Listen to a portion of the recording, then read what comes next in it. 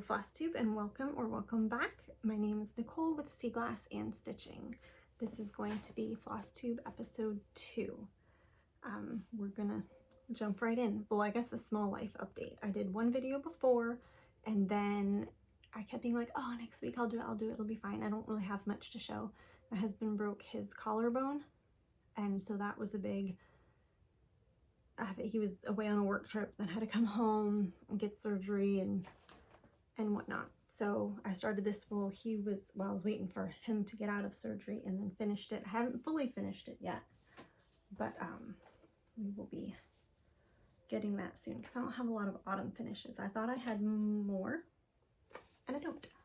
So this would be Robin Pickens, the Seasonal Couriers, the first set. And this was the Blackbird's Autumn, I think it was. So I have a Hobby Lobby arch thing that I have put the spring robin in. So I'll finish this the same way. I'll be able to pull that off because it's with magnets and then stick this one on. So that will be shown when I get that one done. Oh, I guess we'll hold it up a little bit. Using I believe all the called for colors. And I did this on 25 count natural Lugana, just the kind you get from Hobby Lobby. Okay, I am currently working on, if you haven't gotten your Primrose box, avert your eyes, because that's what I'm working on. I got mine on Saturday, and here is my little bit of it. It is a fall themed box, so it's a good way for me to get some more of my fall designs. I really like this pattern and how they have it, all the finishing kit. Again, if you haven't gotten your box, I want to be surprised. Just look away for a second. That's the design, and I like this finish. I haven't done this yet, so that will be something exciting to go ahead and try. Okay, I have 2 previous fall finishes. Like I said, I walked around. I have a couple Halloween things, which are mostly Primrose from last year's Halloween box. So this year I have this, the Give Thanks, which I believe was the Primrose Free Stitch Friday sometime last year, but you can probably get the pattern by now. And I like this one. I like the little blackbirds. Finished it with the bag. I don't love this fabric, but it's the only fall thing I had. So it's a little note, I guess. Use the things you love, not the things that are like, eh. But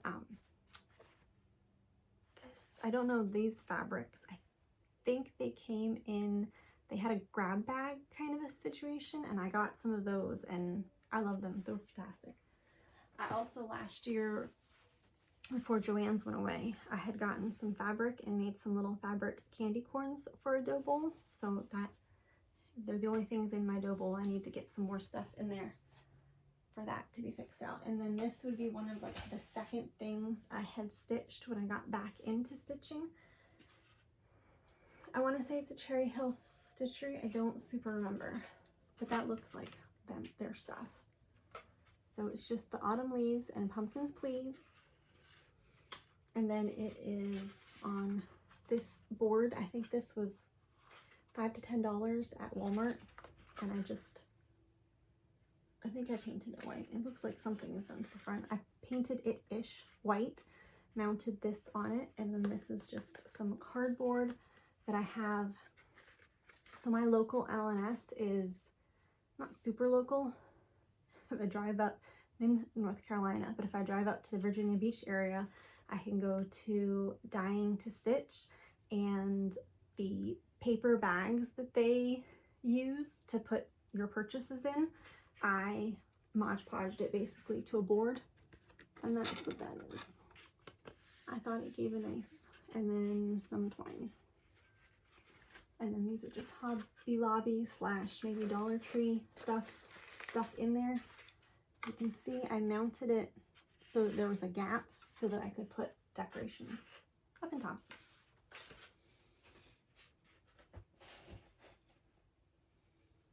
All right, and then I have haul. because August was my birthday and I bought some stuff. Ignore my cluttered background. I'll start with, I ordered from Hobby House, which I've never ordered from, but was pleased with stuff. The things are going to be crinkling. I got to shove them back in their paper bags so that I don't lose track of what I have later. I am primarily an Aida and even weave Lugana stitcher. So this is 32 count Vintage Country Atlantic Lugana. I got a fat 8th. I have no idea what I'm gonna stitch on this. But they had, I thought it was good pricing, so I grabbed some stuff. I feel like definitely a watery or sky themed.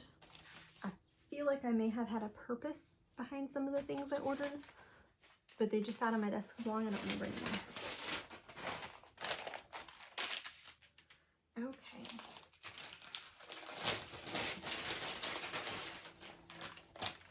This one is 32 count blush Lugana, and it's just a solid pink color.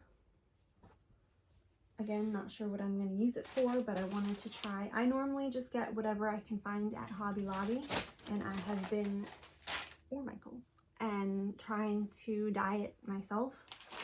So this was me trying to get something from people who know what they're doing. Okay, and this one is Aida. It's an 18 count salt ash. Oh, I didn't say who the other ones were by. The blush is Zweigart, and the Atlantic Lugana is also Zweigart. So this one is 18 count Salt Ash Aida by Cedar River Linen. And it is a very light modeling. You can barely tell, so I like that. That's a nice neutral. I think I may have gotten this, because this is a really big piece, for one of the patterns that I also ordered. And one more fabric. I tried to get linen. I stitched one thing on linen so far. I think it was Frosty Tiny Town. Wasn't a fan. I think the linen that I used was the Charles Craft Carolina linen, whatever you can get at Michael's, and it was too floppy and the holes were too big and I didn't like it, so I thought I would try something else. So I decided, let's go big or small. So this is 38 count Himalayan Fog Linen by Legacy Linen. Again, a nice neutral color. I have to look at the sizing to see which one. I'm pretty sure one of these I had gotten, because I got some patterns. Oh, I got a pattern. I got the henpecked, because we're chicken people. And I can't find this anywhere. So they happen to have it on their website. So I grabbed that and the American Welcome. So I'm pretty sure I got one of these to go with my American Welcome. I'll have to figure out the measurements and see which one it was. And then I also got some threads. Usually I am a DMC just because it's readily available. There's a Hobby Lobby that's not super far away, close enough that I can jaunt down there.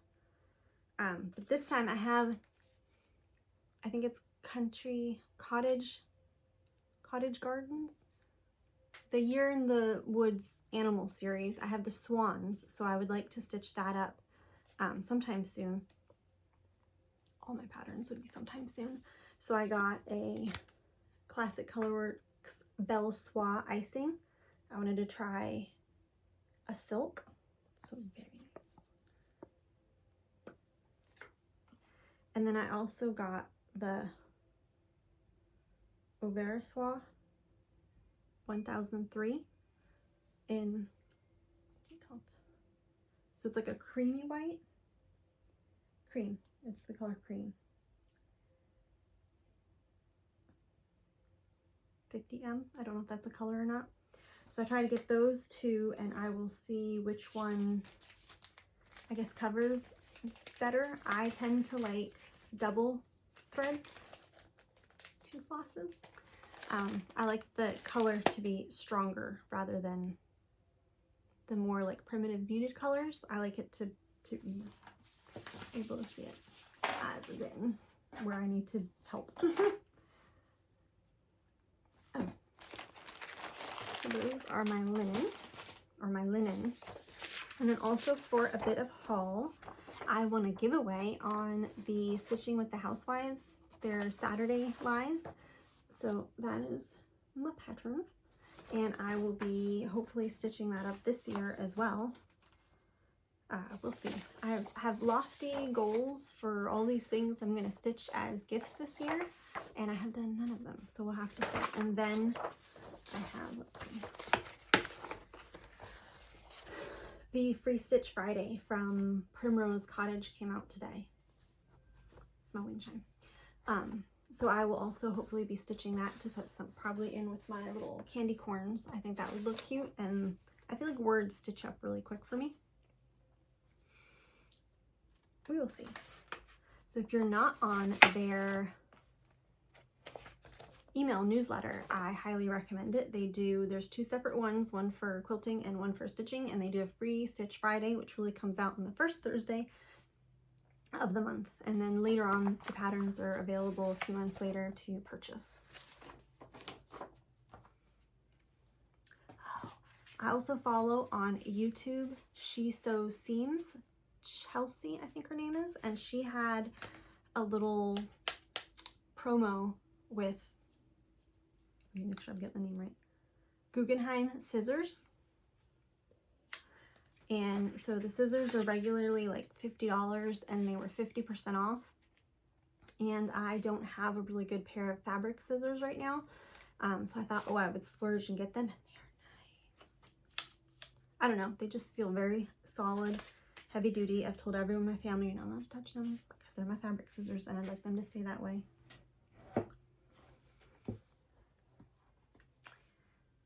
That is all my stitchy related stuff, really. Then I have current projects plans.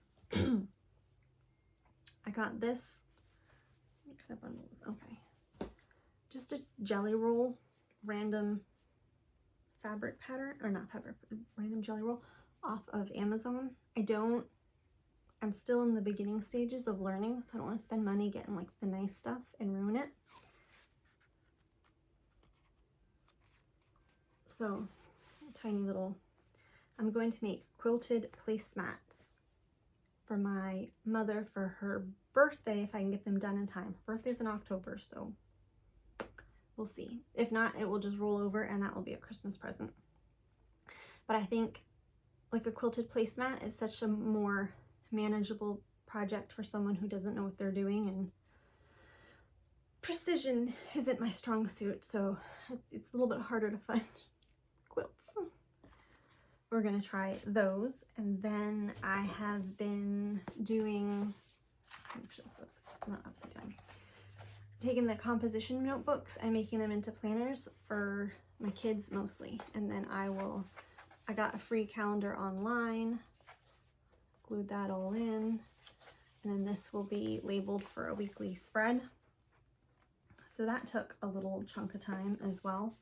I have 3 kids, so they're excited about that, and it'll work kind of like a memory junk journal scrapbook thing where they can put in their stuff, and it'll be really helpful for activities like 4-H, where the beginning of next year they do a portfolio or a project book about all the 4-H things they did during the year. So it'll be nice for them to take notes and, oh, we went to state presentations and we won gold or silver, or we did this, and then we did this in robotics that day, and I learned how to solder and things like that. So that's going to be helpful for them. And then I had fun doing it, so I think I'm going to make myself one. I'm trying to decide if I should start it in October or just do it for January. I might just do it in October. We'll start in October and just do the end of this year and all of next year, because I mean, there are a lot of empty space, and I ripped out a ton of pages to begin with so that it wouldn't end up too thick. So we have that, and then I have watched a lot of YouTube, basically. And one of the people I watch is Tiger Lily, and she's always doing socks. So I have started to try and make socks. I got 2 skeins of yarn from Hobby Lobby like 2 years ago for like $1.25 each. So it's been on my list. And I also had a couple pairs of double, I'm not a knitter. If I had to pick one, I like crocheting. But it doesn't seem like you can get the delicate tiny stuff with, I don't know. The tutorials are usually always, so I got myself little circular knitting needles and have been following the Crazy Sock Lady's vanilla sock tutorial. I've restarted this. This is my 3rd time. And are they going to match when I'm done? If I make it to 2 socks, absolutely they will not match. But I figure if I just hurry up and get them done, I'll kind of know what I'm doing, and maybe the second pair will resemble each other a little bit closer. So that's my cuff. And I've started.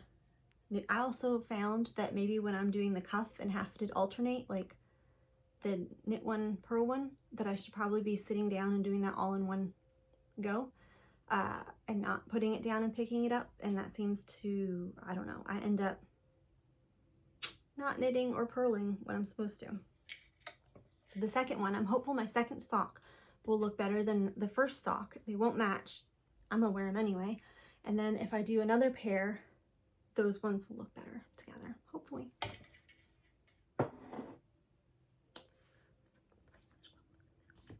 All right, we did the life update with my husband's stuff. We started school back up in September. We homeschool, so that's a lot of work. And I've had to relearn a lot of math stuff this year. That's not been fun.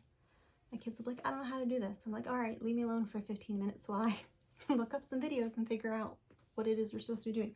Plus, some things, the way I remember doing it is not the way that it's done now. So sometimes I have to watch their videos and stuff to make sure that what I'm teaching them is actually going to be correct and whatever they need to move on to the next level.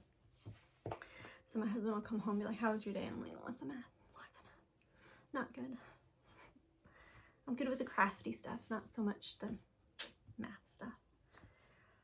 For shows, since my husband couldn't do much of anything, we were watching a lot of TV, kind of a lot of TV. We went through a lot of seasons. We did The Island with Bear Grylls. We like the survival type, not game shows, but kind of.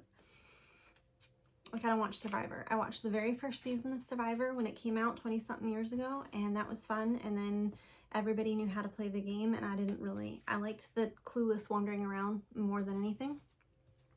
So we watched The Island, all the seasons, except the second season, because I don't think that was on Prime. We watched the first, third, fourth, fifth, and sixth season. I feel like I watched the second season by accident, like a year ago or more.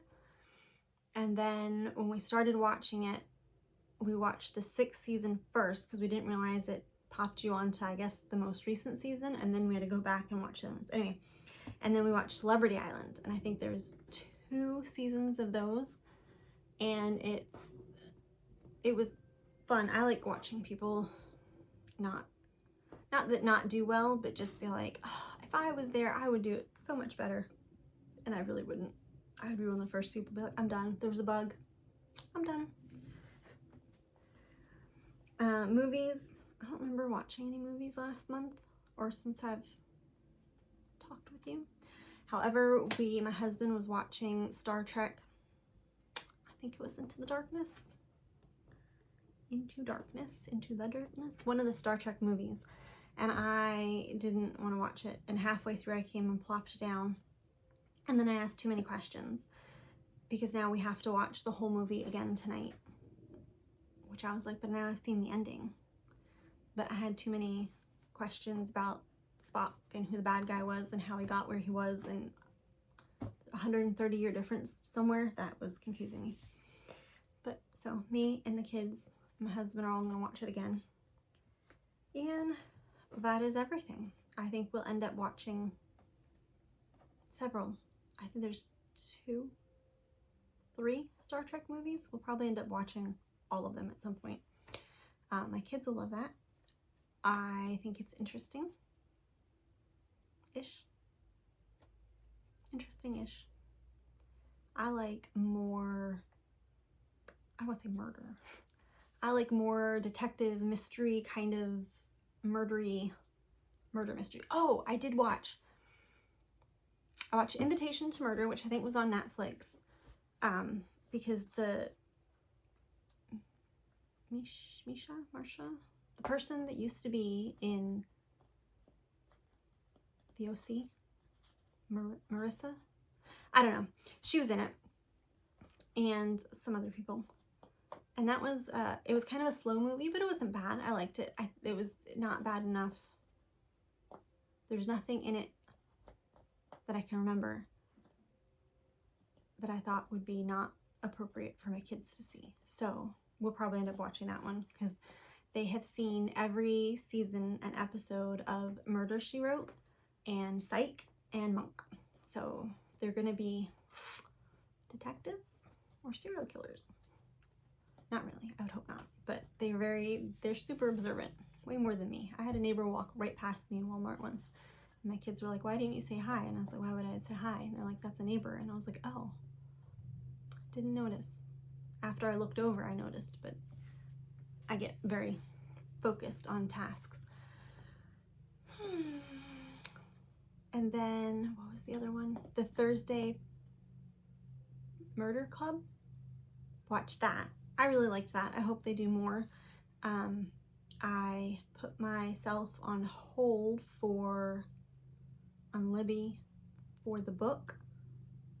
I think I did it for the audiobook because it's easier for me to listen to the audiobooks and then I can be crafting and stitching and stuff rather than have to read the physical book. And when I read physical books, I get very, everybody leave me alone so I can finish this book. So nobody's supposed to talk to me for 6 to 8 hours.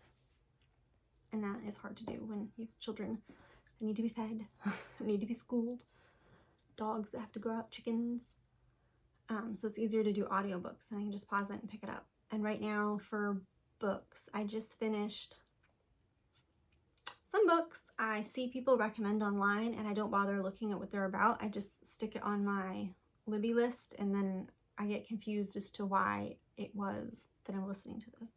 The other book I listened to was kind of like that. It's called The Courage to be Disliked, which I thought was a good book. It was interesting.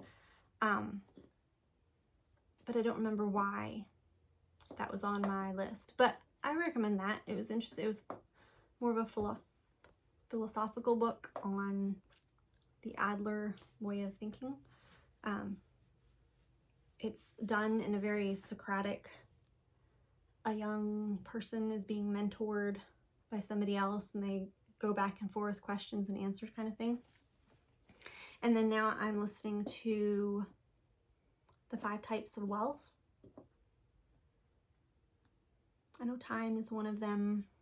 I feel like right now I'm in a story mode, but these books, The 5 Types of Wealth, I already was listening to it and then it expired and then I had to wait a couple months and now it's popped up again. And so I'm trying to listen to it before it goes away again. So I have to wait another 12 weeks before I finish it up. But that has also meant that I'm not entirely sure I don't remember what's happening because it's not a story. It's like a 5 types of wealth, financial wealth and social wealth, physical wealth, like health. But it is interesting and I think I would recommend that one as well. And then I have a couple other books. I have to wait till they pop up again because me and my kids listened to The Green Ember. So it was about bunnies and I've never listened to or read Watership Down, but I feel like it was almost probably along a similar but more targeted toward children that I imagine Watership Down is about. It's also about bunnies. That might be the only similarity, but it's about bunnies and restoring the heir to the throne and stuff. So I have also checked out the second one of that, and we'll start listening to that after we listen to the current book, which is North or Be Eaten, the second book in the Wingfeather saga. So we listened to the first one and everybody liked it and wants to listen to the rest of the series. We also watched 1 or 2 seasons of the Wingfeather saga. They made an animated show about it, and our library has it. We go to the library a lot, and that's where we check out a lot of books. I would say movies, but a lot of them are scratched. So we look through the movie section to get ideas of what movies to look for when we come home on streaming stuff. But books, I do audiobooks, and my kids just check out tons of books. They have like the interlibrary loans. So right now, I'm not sure what my daughter's reading. My oldest son just read the first 3 Artemis Fowl books, and my youngest son is reading, it's the same author as the Percy Jackson, but it's the ones that take place in Egypt. It might be the Red Pyramid. That's either the first book or the name of the series, which is great because he's learning all about Egyptian gods, and before it was the Roman or Roman gods.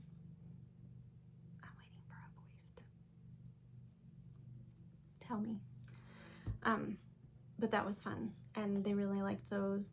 My oldest son is 13, and he has read all of the Harry Potter books now. I think my daughter is on to like the 4th Harry Potter book, and my youngest, I don't know if he's read any of the Harry Potters. I think he skipped over and did the Percy Jackson. He was the first one to read the Percy Jackson and said he loved them enough that the other 2 started reading them as well. But yeah, so we're at the library a lot, and we do a lot of reading that way. All audiobooks, because one time I had the brilliant idea of, hey, beloved childhood books I remember, I should read them. So we read Old Yeller. I read it out loud, and I don't think my kids understood what was happening by the end of the book because I was crying so much. And then I was like, you know, it's an awesome idea. We just read this book that I bawled through the entire ending. Why don't I go ahead and read Where the Red Fern Grows? And then I already know the ending to that, so I was sniffly through most of that book. And after that, I was like, let's go to audiobooks. That way they understand what's happening and the seriousness of it, and not just Mom is bawling her eyes out and we can't figure out why because she can't read because she is crying so hard. But we're going through a bunch of those. What else did we listen to? We've listened to a bunch of Miss Mantle Chronicles. We listened to the first one of that. That was a couple months ago. That's another series. We keep picking series. Some of these I don't know that they're series. I just grab the first book, and then after we get to the end, I'm like, oh, that was a series, and now we have another 3 or 4 we have to listen to if we want to find out what's happening. So it'll be nice to do a one-off. I want on my list eventually is to do Black Beauty, because I know they have a movie. And we did Heidi before, and then we watched the movie, and we did